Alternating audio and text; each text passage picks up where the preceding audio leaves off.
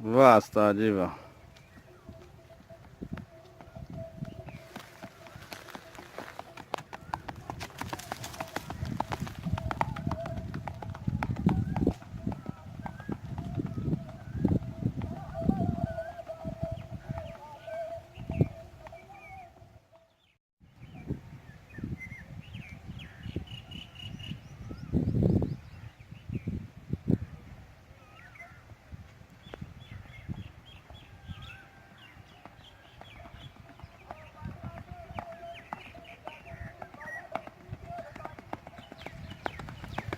बस 20 है तो जहीर है।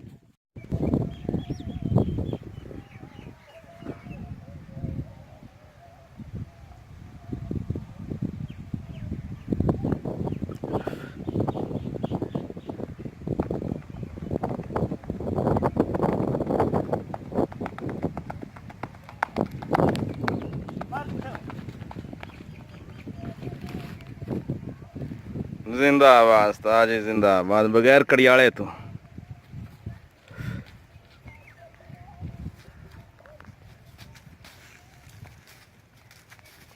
बगैर कड़ियाले तो बहुत खूब माशाल्लाह माशाल्लाह।